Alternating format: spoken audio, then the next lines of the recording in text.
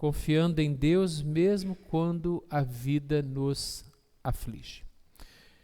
Vamos ler, irmãos. Esse é um salmo de Davi, quando Davi fugia de Absalão, seu filho.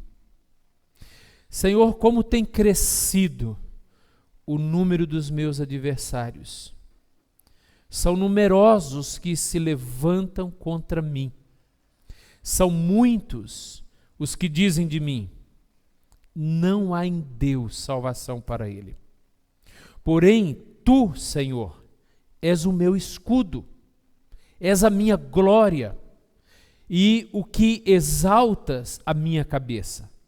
Com a minha voz clamo ao Senhor, e ele do seu santo monte me responde. Deito-me e pego no sono. Acordo, porque o Senhor me sustenta. Não tenho medo de milhares do povo que tomam posição contra mim, de todos os lados. Levanta-te, Senhor, salva-me, Deus meu, pois feres nos queixos a todos os meus inimigos, e aos ímpios quebras os dentes. Do Senhor é a salvação, e sobre o teu povo a tua bênção. Oremos mais uma vez. Curve a sua fronte. Pai querido, nós agradecemos muito pela tua santa palavra. Acabamos de lê-la. Pedimos agora que o Senhor nos conceda a iluminação do teu Espírito, para que os nossos olhos eles sejam desvendados e possamos assim contemplar as maravilhas desse salmo. Necessitamos do Senhor para isso. Necessitamos que o Senhor ilumine o nosso coração, a nossa mente, e ajuda-nos, ó Deus, a reverentemente nos posicionarmos diante da tua palavra nessa noite e deixar que o Senhor mesmo, através dela, nos fale, nos abençoe e nos instrua nessa noite. Oramos assim no nome de Jesus. Amém. Irmãos, os salmos, sempre quando nós conseguimos identificar o contexto em que ele foi escrito, isso sempre facilita bastante para a gente poder entender, compreender a mensagem do salmo. Então, é importante que a gente sempre busque isso. Nem sempre é possível. Às vezes a gente tem muita dificuldade de encontrar esse contexto. Em alguns são mais fáceis. Na semana passada, os irmãos puderam ver o contexto do Salmo 131 e ficou mais fácil para a gente poder entender a mensagem dele. Esse também não é difícil sabermos, mesmo porque o próprio Salmo ele já traz aqui para nós em que contexto ele foi escrito. Porque o Salmo ele não começa no versículo em si. Eu acredito que alguns já saibam disso, mas o Salmo ele não começa no versículo, mas ele começa nessa apresentação, logo acima aí do versículo 1. O negrito, confiança em Deus na adversidade, esse não faz parte da Escritura Sagrada. Aqui foi colocado depois pela sociedade bíblica como uma maneira deles entenderem que essa era a mensagem, e é a mensagem desse salmo. Mas o texto inspirado é a partir dessa informação que ele nos dá. Salmo de Davi, quando fugia de Absalão, seu filho. E essa informação, ou esse histórico, está registrado lá no 2º livro de Samuel. Os irmãos depois, quando chegarem em casa ou durante essa semana, desejando, poderão ler o 2º livro de Samuel, e lá nos capítulos 15 a 17, nós temos, portanto, essa situação que Davi, já então como rei, o salmo anterior ele ainda não era rei, do Salmo 131, mas aqui ele está registrando a sua palavra como rei. Lá em Samuel ele já era rei. Ele já governava sobre Israel. Só que Davi enfrenta uma tribulação muito grande. Davi, ele enfrenta a rebelião levantada pelo seu próprio filho, Absalão. Absalão, durante 4 anos, começa a levantar pessoas, a conquistar pessoas para poder fazer um levante contra o seu próprio pai, que estava no trono, e então Absalão, ele se revolta contra o pai, trabalha contra o pai e atinge em cheio o coração de Davi, seu pai. Quando Davi fica sabendo que Absalão estava vindo com um exército, com uma multidão contra ele, Davi não teve outra coisa a fazer senão fugir. Abandona o palácio, sai do palácio e foge, vai para outros lugares, fugindo para não ser morto pelo próprio filho. Imagine, os irmãos, a aflição no coração de Davi. Ter que enfrentar a rebelião dentro da própria casa, dentro do próprio lar. Não era um inimigo qualquer que estava gerando essa rebelião contra ele, mas quem estava se rebelando e fazendo um motim contra o seu reinado era alguém dentro da sua própria casa. Depois nós ficamos sabendo, continuando lendo a história de Samuel, nós ficamos sabendo que o filho acaba sendo morto, e Davi tem o seu coração ainda mais partido, sangrando, quando ele lamenta, dizendo: Absalão, Absalão, meu filho, que agora estava morto. Mas é esse o contexto que faz com que Davi faz essa oração diante de Deus. A linguagem, se vocês observarem, a linguagem do Salmo 3 é uma linguagem que tem alguns elementos militares. Há algumas palavras aqui que são palavras próprias do militar. Por exemplo, ele fala de inimigos, ele fala de adversários, ele fala de escudo, que é para proteção.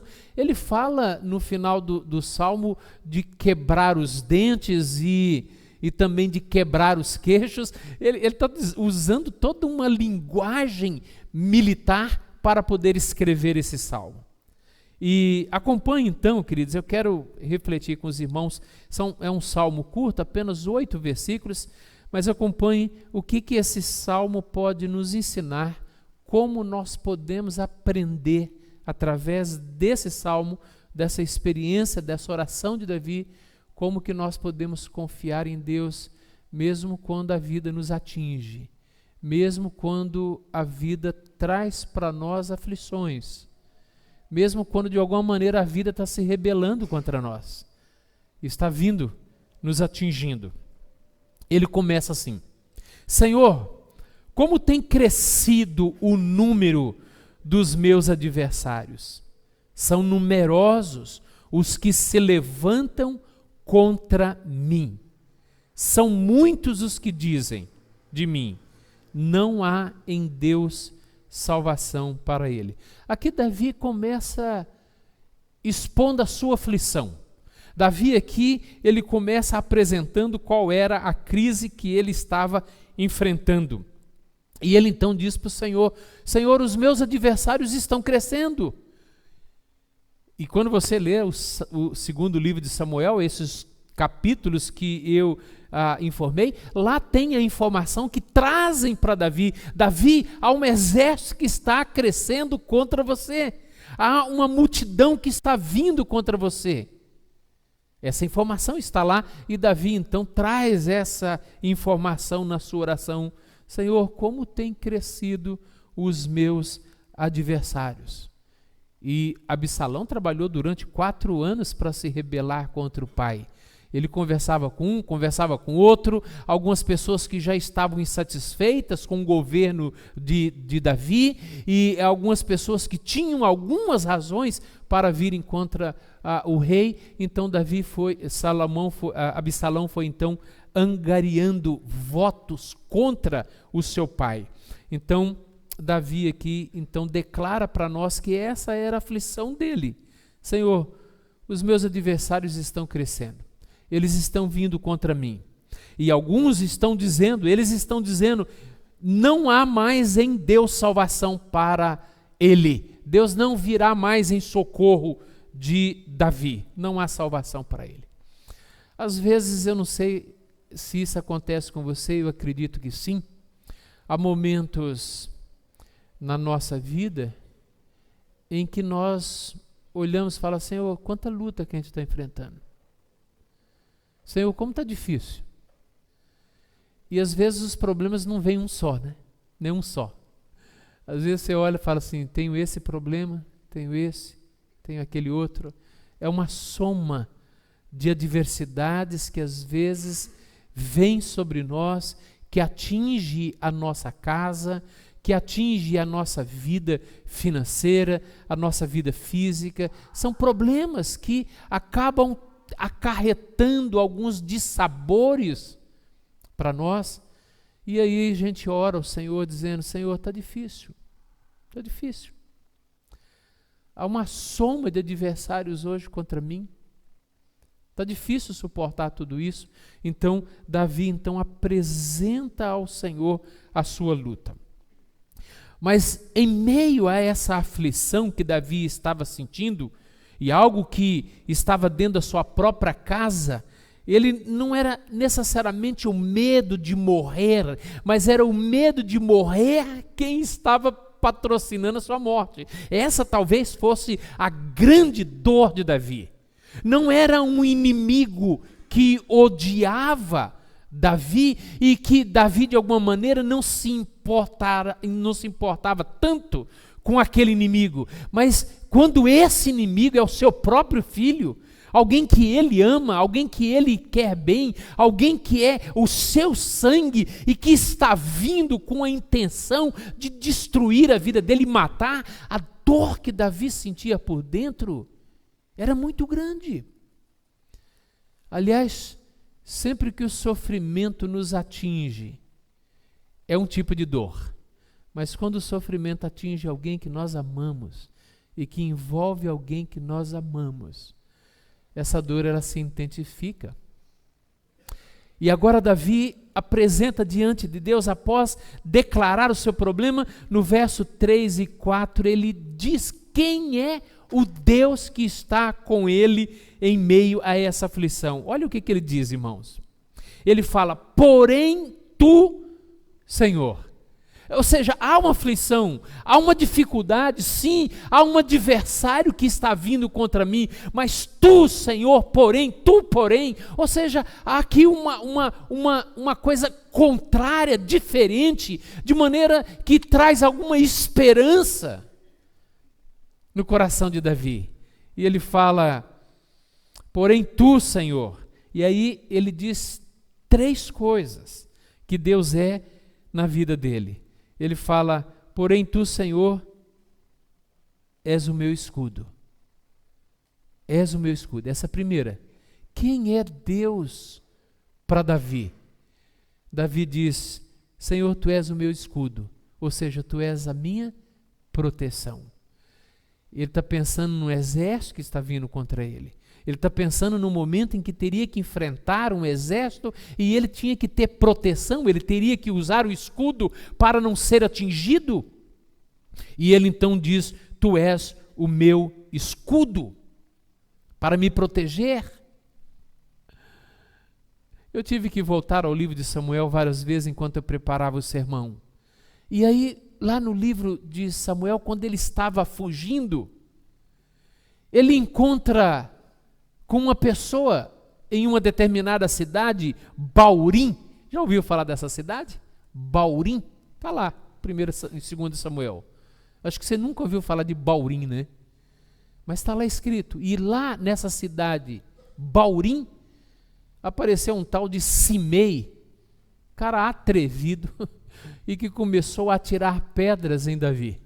E atirava pedras. Davi provavelmente recebeu algumas pedradas. Ah, sim, provavelmente. Lá o texto não diz que as pedras o acertaram, mas ele está dizendo que aquele Simei atirava pedras contra ele e provavelmente com uma mão ele segurava o escudo, se protegia de uma pedra ou de outra, mas quem sabe uma ou outra foi acertando. Isso porque, irmãos, possivelmente, mesmo as pedras tendo atingido fisicamente a Davi, elas não foram suficientes para atingir o coração de Davi. Não foram suficientes para desanimar Davi. Não foram suficientes para atingir a alma de Davi. Por que eu afirmo isso? Porque eu não posso fazer uma afirmação quando alguns adeptos da teologia da prosperidade fazem, já que Deus é a minha proteção, já que Deus é o meu escudo, eu nunca serei atingido por nada. Não é verdade? Nós sabemos disso. Nós sabemos que mesmo Deus sendo a nossa proteção, mesmo Deus sabendo nós que Deus é o nosso escudo, isso não nos livra de tomar algumas pedradas. Às vezes, algumas não acertam, porque Deus não quer, porque Ele é o nosso escudo, mas outras podem nos acertar. Queridos, crente fica desempregado? Fica, não fica? Ladrão rouba carro de crente? Rouba. Crente passa aperto financeiro? Não precisa levantar a mão. Mas a gente passa. A gente tem crente fica doente? Fica. Crente morre também. O fato de Davi afirmar, tu és o meu escudo, ele não está querendo dizer com isso que eu nunca vou ser atingido pelas adversidades, pelas lutas, pelos problemas. No entanto, o fato de Deus ser o nosso escudo, o meu coração nunca será atingido. A minha alma não será atingida, a minha fé não será atingida. Eu permanecerei firme no Senhor, porque Ele é o meu escudo. Aí Davi ainda diz assim, tu és o meu escudo, mas tu és também a minha glória. Tu és a minha glória, diz aqui Davi. O que mais um rei deseja senão glória? É óbvio que Davi, como rei que era, ele almejava as glórias que um rei recebe. Riqueza, fama, poder. Ele almejava essas coisas. E ele tinha muito dessas coisas. Ele era reconhecido. Ele tinha fama. Ele tinha respeito. Era alguém estimado. No entanto, o filho que se rebela contra ele, que quer matar, que quer tirar o trono, faz com que agora ele tenha que fugir. Ele tem que fugir. Olha a glória do rei. Um rei fugitivo. Um rei que leva pedradas de um homem.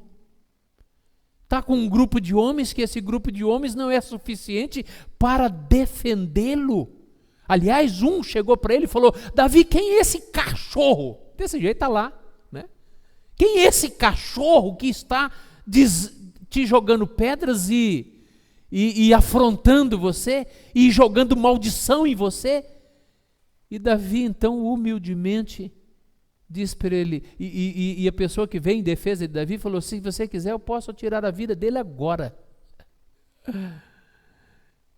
Talvez se eu estivesse no lugar de Davi, alguém que estava praguejando, jogando a maldição em cima de mim, jogando pedra, e eu como rei poderoso, eu diria para ele, vai agora e mete a mão na cara dele.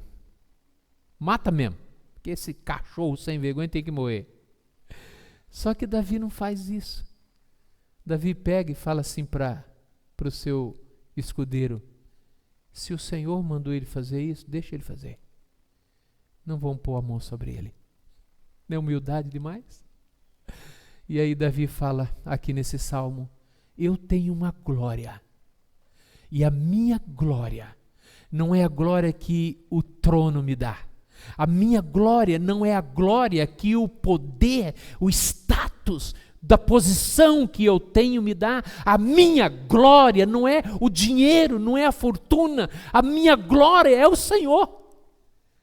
Está aqui, Davi está dizendo: Senhor, além de o Senhor ser a minha proteção, o meu escudo, diante dessa adversidade que eu estou enfrentando, diante dessa luta, dessa aflição, eu quero lhe dizer que o Senhor é o maior benefício que eu tenho na vida. O Senhor é o meu maior prazer, o Senhor é o meu maior deleite, a minha glória é o Senhor. Eu vivo para a glória do Senhor, a minha glória é o Senhor. Queridos, quantos de nós em nossos dias estão buscando outro tipo de glória que não é o Senhor? Busca a glória da posição, a glória do dinheiro, a glória do status, a glória do curso, a glória disso, a glória daquilo, que quer sempre aparecer para alguém que tem uma glória que é mais do que o outro. Davi está dizendo: eu tenho uma glória só, e essa glória é o Senhor. Ele é o meu prazer, Ele é o meu deleite. Eu não importo de ser humilhado, como rei ser humilhado. Eu não me importo de ser rebaixado. Eu não importo de ser atirado pedras por alguém que acabar agora de ser chamado pelo escudeiro de cachorro. Eu não me importo, porque a minha glória é o Senhor. Ele é a pessoa mais importante na minha vida. E além disso, ele diz: tu és a minha glória, e é o que exaltas a minha cabeça. Quando você lê lá o livro de Samuel, você vai descobrir que Davi está envergonhado. Está lá, envergonhado, capítulo 15, verso 30. Ele anda triste, está humilhado, cabisbaixo, caminhando encurvado diante daquela aflição. E aqui ele está dizendo: o Senhor é aquele que levanta a minha cabeça, o Senhor é aquele que me exalta, o Senhor é aquele que me ergue, o Senhor é aquele que exaltas a minha cabeça. Davi está manifestando aqui nesse salmo agora alegria. Lá no livro de Samuel, quando ele anda cabisbaixo, humilhado, entristecido em razão da situação, aqui ele está dizendo: o Senhor levantou a minha cabeça, o Senhor exaltou sobre a minha cabeça. Isso me fez lembrar o texto do apóstolo Paulo, lá em Filipenses, capítulo 4, quando Paulo fala assim: tudo posso naquele que me fortalece. Tanto sei estar humilhado como honrado, de ter fartura, como também passar necessidade, mas tudo posso naquele que me fortalece. Ou seja, não importa a situação, Ele é aquele que está me exaltando. Não importa se eu estou sendo humilhado agora, andando cabisbaixo, entristecido diante de uma luta, mas o Senhor é a minha alegria. O Senhor é a minha alegria. Aliás, a carta de Paulo aos Filipenses toda é um tributo à alegria cristã, independente das circunstâncias. Independente do momento, o cristão, ele é um cristão alegre, porque ele está no centro da vontade do Senhor. E aí, queridos, se Deus é isso para Davi, veja a sequência do texto. Se Deus é isso para o Davi, ou seja, é o seu escudo, proteção, é a sua glória, é aquele que o alegra, o exalta. Diz o verso 4.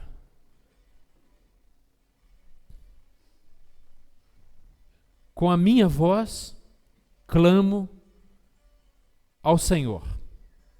Com a minha voz clamo ao Senhor, e Ele, do seu santo monte, me responde. Ou seja, veja a sequência natural do texto.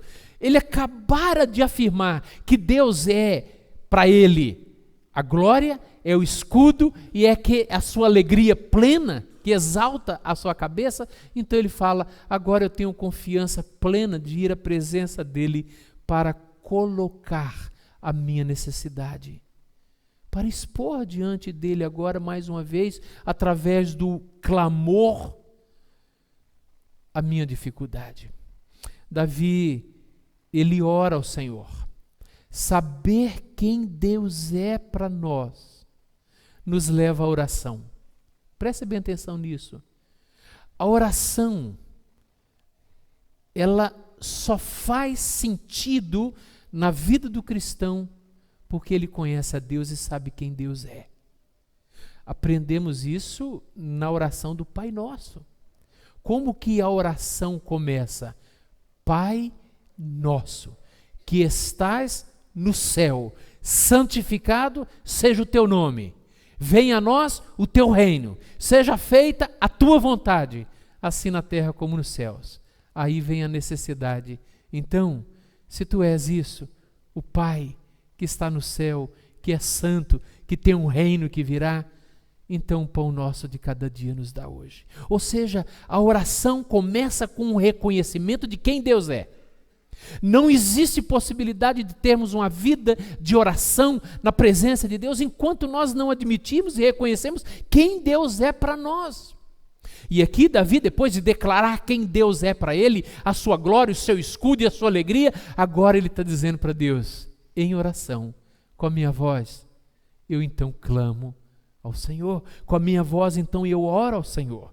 Com a minha voz, então, eu clamo ao Senhor. Então, Davi não fica apenas dizendo para Deus como ele vinha fazendo antes, dizendo da sua luta, da sua dificuldade, mas agora ele está na presença de Deus, clamando ao Senhor e adorando ao Senhor, clamando ao Senhor.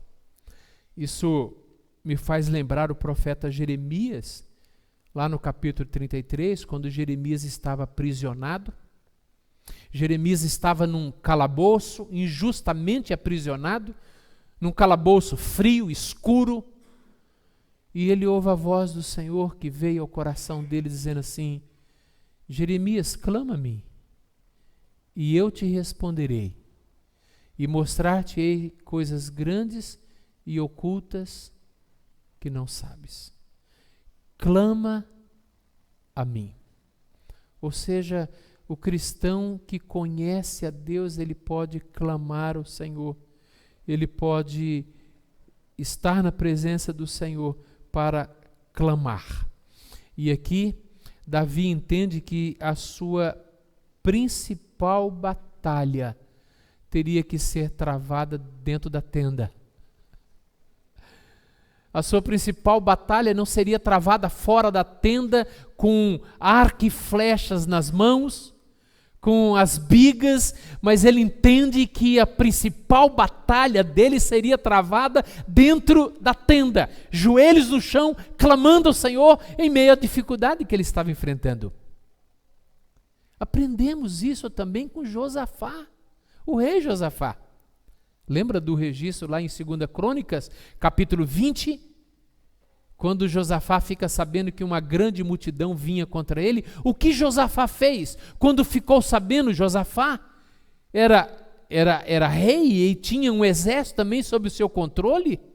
E quando ele fica sabendo que um exército vinha contra ele, vários exércitos, uma grande multidão vinha contra ele, eu não consigo imaginar Josafá, um homem de Deus, saindo e preparando o exército, pegando em armas para lutar contra o exército que vinha contra ele. Não, Josafá não fez isso.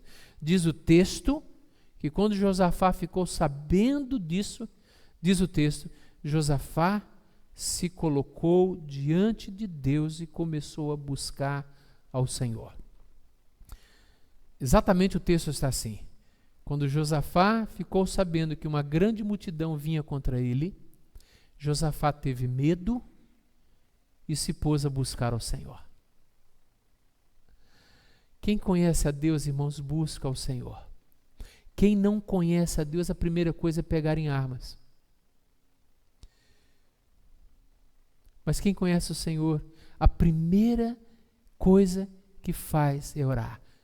E tem um pregador que ele diz que a primeira coisa que o cristão tem que fazer é orar, diz ele. A segunda coisa que o cristão tem que fazer é orar. A terceira coisa que o cristão tem que fazer é orar. Mas às vezes, diante dos problemas, a gente vai tentando dar um jeito, pega numa arma aqui, pega no outro ali, dá um jeito, e a gente vai tentando driblar a situação, resolver o problema com as nossas próprias forças, mas a última coisa que a gente faz é orar. Parece Jonas. A Bíblia fala que Jonas, no último dia, Jonas orou. Ficou 3 dias no ventre do peixe. E a Bíblia fala que no último dia Jonas orou. E quando Jonas orou, o peixe cuspiu Jonas. Eu ia falar que Deus cuspiu Jonas. Sim, fez o peixe cuspir Jonas. Mas ele só orou no último dia. Significa que ele ficou no primeiro dia. Imagina o coração duro de Jonas. Fica imaginando, irmãos, a situação. Um peixe engoliu o homem. É um profeta de Deus, é um homem de Deus. Estava fugindo de Deus, indo para uma direção completamente diferente daquela que Deus diz para ele ir. E lá dentro do peixe, você consegue imaginar um negócio desse? Dentro do peixe, o peixe engoliu e Jonas está lá talvez se perguntando, o que eu estou fazendo aqui dentro? O que aconteceu para esse peixe me engolir? Agora eu vou morrer. E ele pode estar pensando um monte de coisa, mas não ora, não ora. Segundo dia, não ora. Dia inteiro não ora, noite inteira não ora, terceiro dia. E há um autor que faz um comentário de Jonas que diz assim, mas ele orou. E ele só orou porque a alma dele estava viva. Isso significa que quando um crente começa a orar, é porque a alma está viva.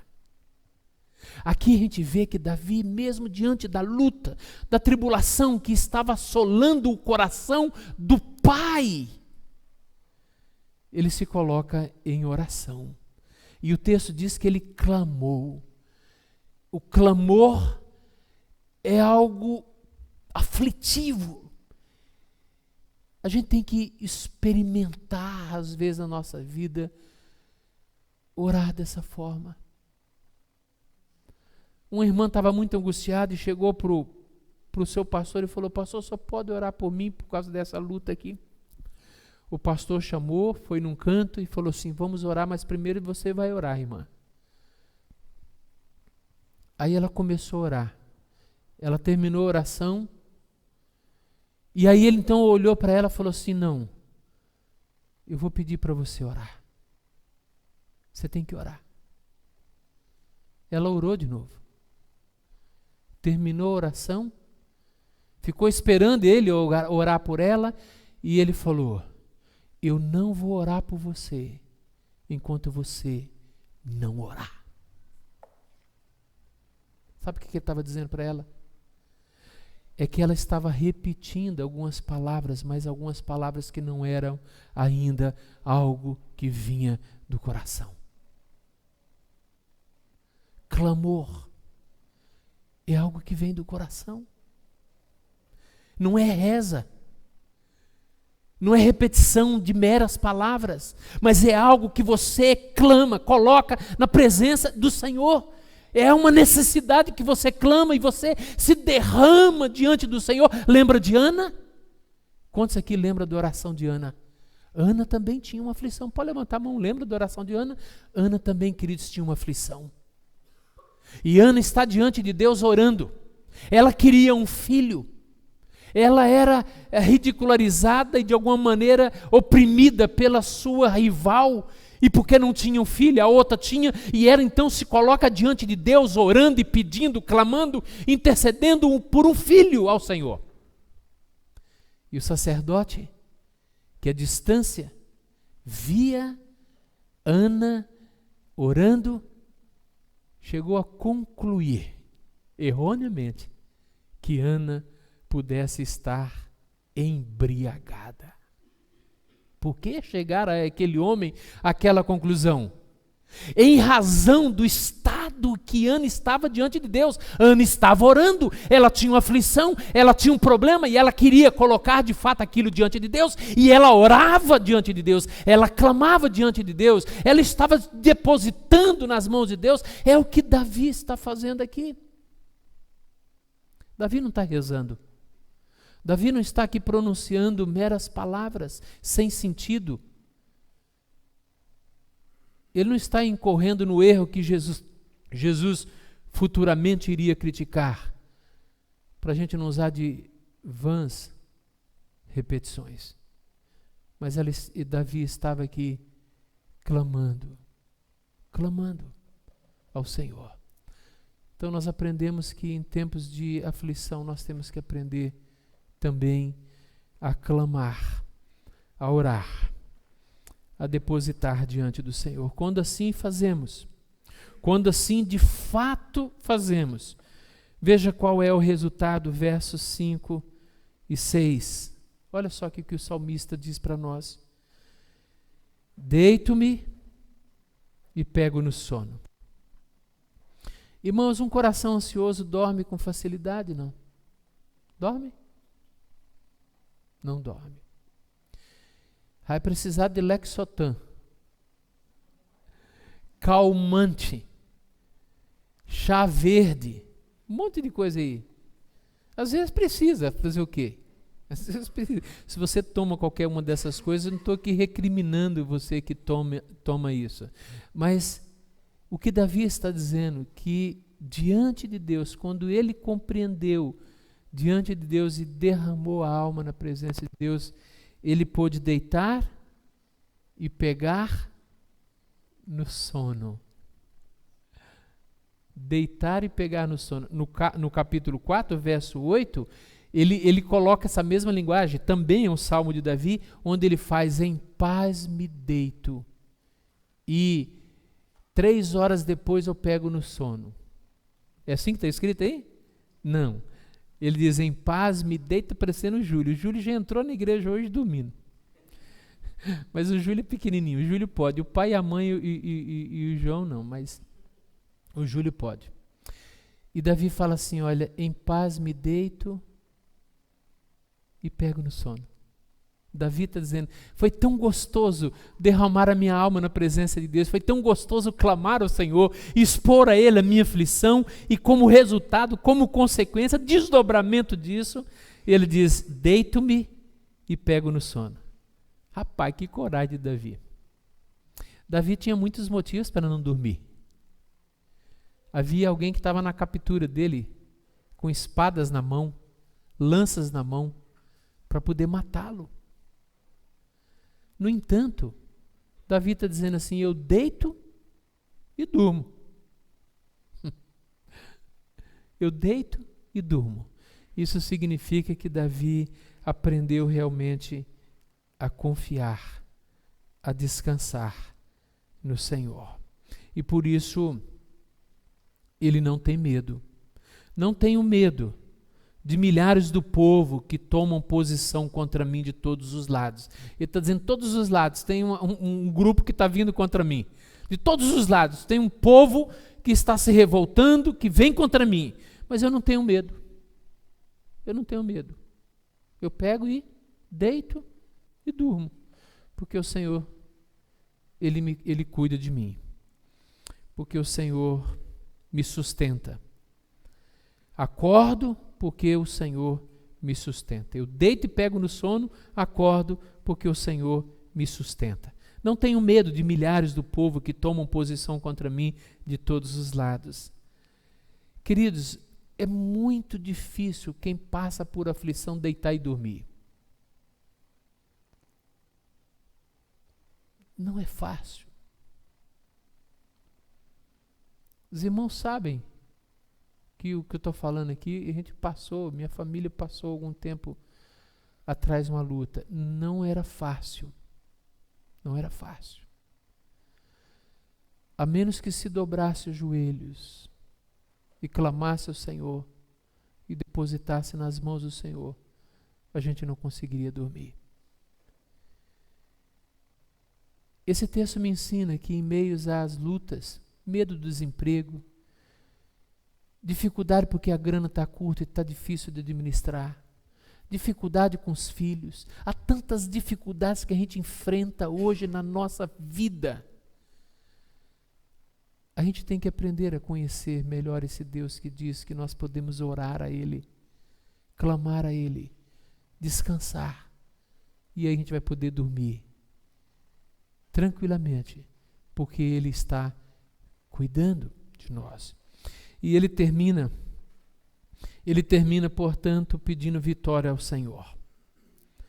Ele diz no verso 7 e 8, levanta-te, Senhor, salva-me, Deus meu, pois feres nos queixos a todos os meus inimigos, e aos ímpios quebras os dentes.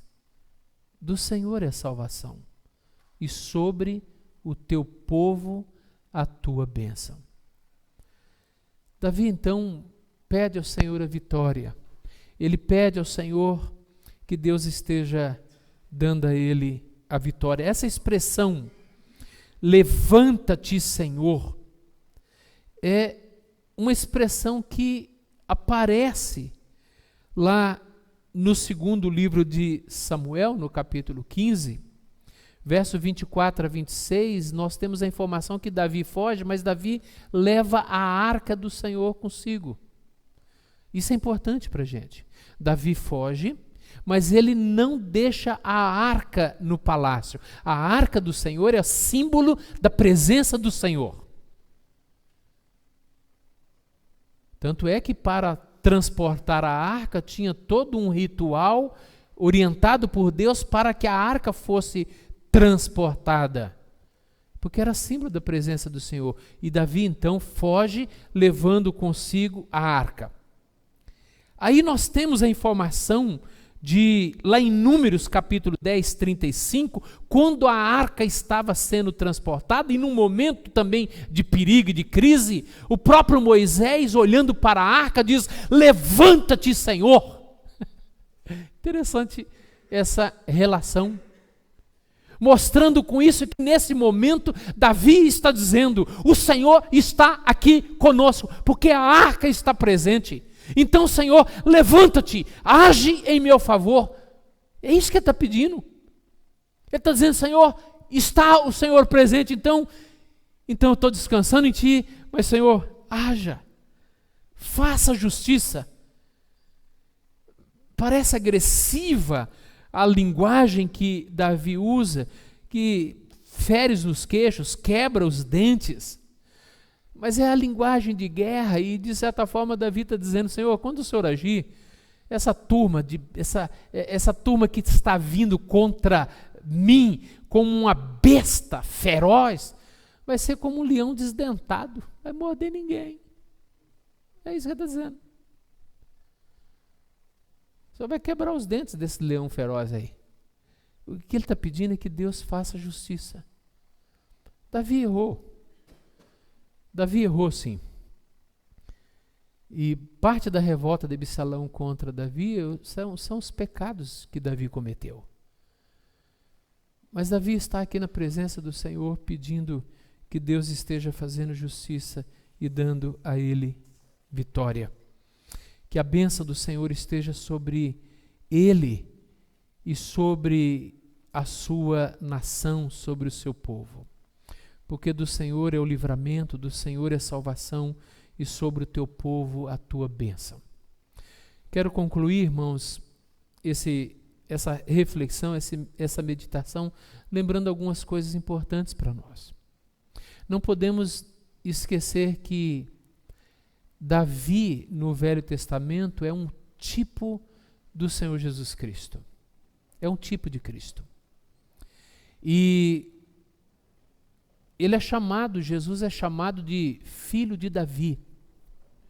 Lembram os irmãos que aquele cego que estava no caminho de Jericó, na estrada de Jericó, e que estava passando pelas suas limitações, e que clamou quando ouviu que Jesus estava passando por ali, e ele então grita para Jesus, chamando a atenção de Jesus para vir ao seu encontro, para vir em sua direção, para auxiliá-lo na sua luta e na sua dificuldade. E como é que aquele cego menciona a pessoa de Jesus? Ele fala: Filho de Davi, tem misericórdia de mim. Filho de Davi, tem misericórdia de mim. Queridos, o filho de Davi também enfrentou uma grande rebelião. O filho de Davi, o Senhor Jesus Cristo, também veio para os que eram seus, e os seus o rejeitaram. Jesus foi, portanto, humilhado, desprezado e foi perseguido pelos seus próprios, por quem ele veio. A Bíblia fala no profeta Isaías que Jesus é um homem de dores e que sabe o que é padecer. E esse Jesus que é o filho de Davi, que é o Davi que foi rejeitado, o filho de Davi, o Jesus que também sofreu uma rebelião contra ele. É esse Davi que se identifica conosco. É esse Jesus que se identifica conosco.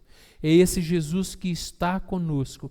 E é esse Jesus que nos convida a experimentarmos isso que Davi coloca nesse salmo para nós. Entregar o nosso caminho ao Senhor. Confiar nele, e o mais ele vai fazer na nossa vida. Quem é Deus para você?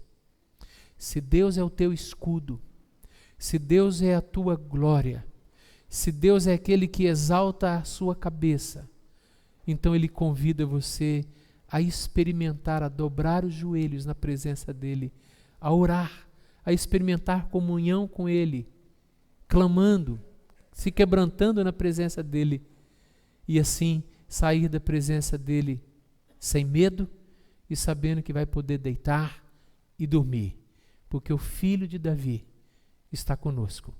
O filho de Davi te convida a experimentar esse tipo de confiança. Vamos orar.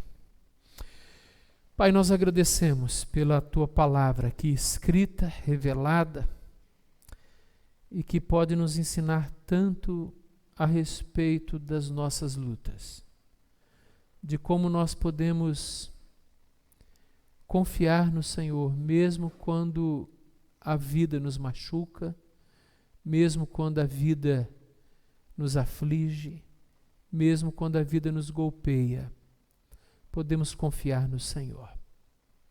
Abençoa-nos agora, portanto, quando vamos participar da mesa do Senhor. Queremos ser edificados com essa santa comunhão nessa noite. Oramos em nome de Jesus. Amém.